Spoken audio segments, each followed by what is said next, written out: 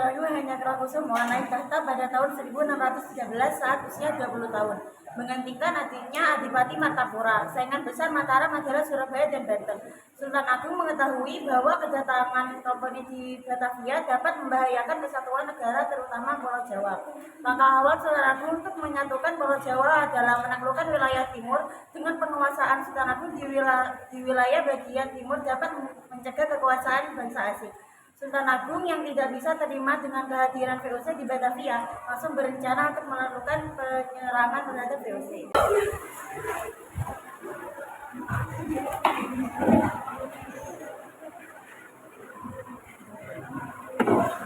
Akhirnya kita bisa menguasai Banten dan membuat seluruh kerajaan tunduk pada kita.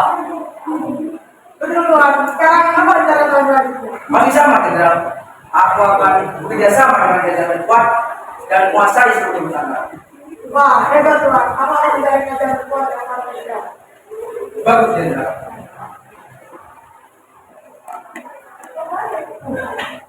Jenderal tersebut segera mencari kerajaan yang tangguh dan kuat. Setelah merasa menemukan kerajaan yang tangguh dan kuat, jenderal tersebut segera kembali ke istananya dan mengatakan apa yang telah ia temukan kepada Jipkam. Tuhan, aku menemukan kerajaan terkuat di Jawa, yaitu Kerajaan Mataram.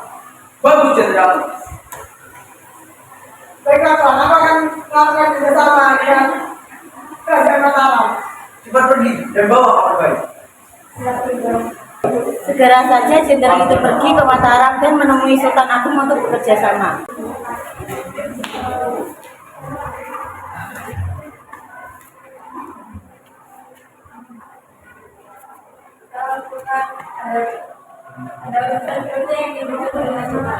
Apa? Ada urusan orang kecil di rumah. Oh, dia kembali. Prajurit itu pun segera memanggil jenderal VOC tersebut dan menyuruhnya untuk menemui Sultan di ruangannya. Ada perlu apa kamu? Bagian wilayah daerah itu. Seperti apa yang kamu? Tidak seperti bagian wilayah daerah itu. Oh, itu yang kau inginkan. Sekarang tinggalkan pergi. Pergi tinggalkan Mataram. Jangan harap kau bisa bekerja sama dengan Mataram. Awas kalau kita. Tuhan akan menghancurkan kerajaan itu. Jenderal itu pun segera pergi meninggalkan Mataram dengan kesal. Ia segera menuju ke Batavia dan mengatakan yang telah ia alami kepada Jipkam.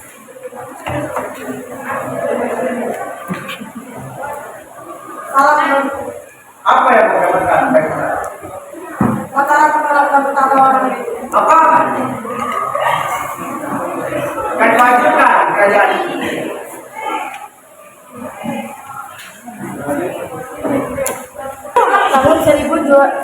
Tahun 1624, Sultan Agung memerintahkan Surenggono dengan membawa 1000 prajurit dengan keluarganya untuk membentuk lumbung logistik dengan melalui Banyumas.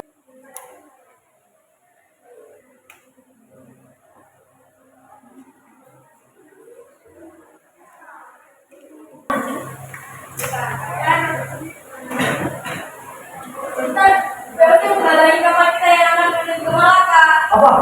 Kurang ajar. Sekarang juga serang mereka. Baik Sultan. Bawa 1000 pasukan untuk menyerang mereka. Baik Sultan. Sesampainya di Karawang, langkah awal yang dibuat untuk Surenggono adalah dengan membentuk 3 desa, yaitu Desa Waringin Pitu, Parakan Sapi, dan Desa Adiharsa dengan pusat kekuasaan di Desa Waringin Pitu.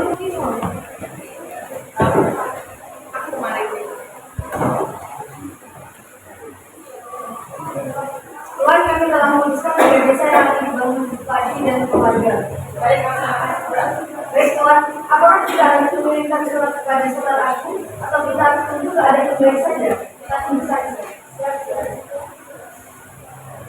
Dengan keputusan yang dibuat oleh Surenggono untuk tidak mengirimkan pesan kepada Sultan Agung, hal tersebut justru membuat Sultan Agung berpikir bahwa pekerjaan yang diberikan kepada Surenggono gagal. Demi menjaga keselamatan, maka Sultan Agung mengirimkan pasukan untuk melakukan penyerangan terhadap VOC pada tahun 1629.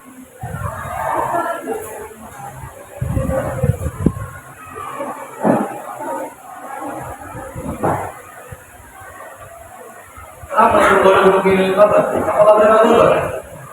Kalau begini terus, maka suruh bawa Rexal menyerang VOC di dalam biaya. Namun serangan ini gagal akibat medan yang terlalu berat. Sultan Agung lalu memerintahkan agar Karawang dijadikan sebagai pusat logistik dan harus memiliki pemerintahan sendiri yang harus dipimpin oleh seorang yang kuat dan cerdas dan harus berada langsung diawasi oleh Mataram sebagai persiapan penyerangan yang akan dilakukan lagi terhadap Indonesia. Sultan, kita gagal. Sultan, kita tidak bisa menang dalam cara ini. Kalau dengan cara ini kita gagal, maka kita lebih baik mundur terlebih dahulu daripada kita kekurangan banyak prajurit. Baik, Sultan. Sultan Agung dan pasukannya pun mundur dan kembali ke kerajaan.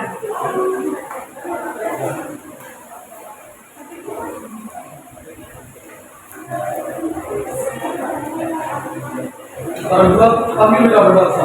Ya.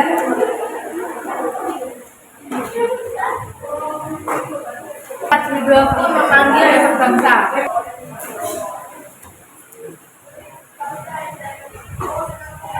Salam Tuhan. Ada apa hari ini?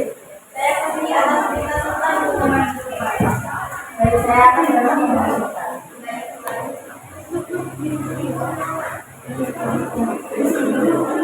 Setelah tim berbangsa datang menemui Sultan.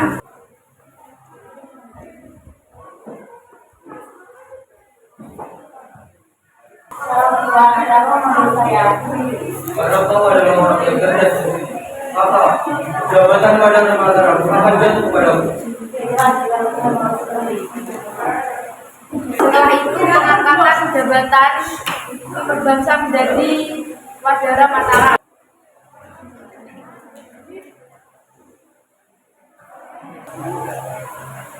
Kalau prajurit, sekarang waktunya kita menyerang VOC kembali. Baik, Sultan. Tinggalkan pertahanan dan serang mereka sekarang juga. Siap, Sultan.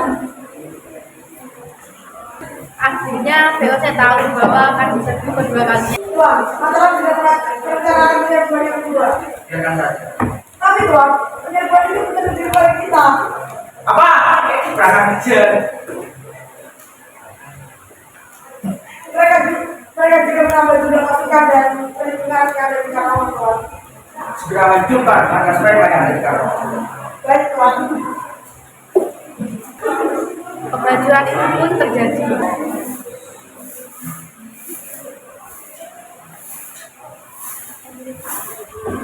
Serang, serang mereka.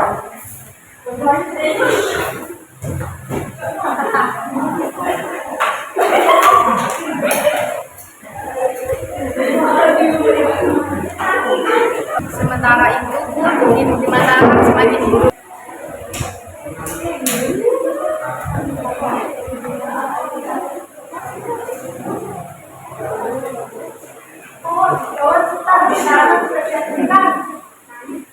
Apa? Kurang ajar. Sekarang juga serang VOC. Tapi Sultan, kita tidak memiliki peralatan yang cukup. Kita bawa saja yang bisa digunakan. Ya, Sultan.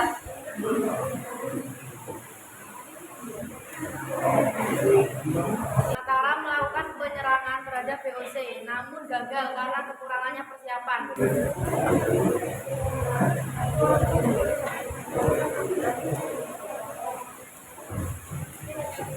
Bagaimana ini Sultan? Kita masalah.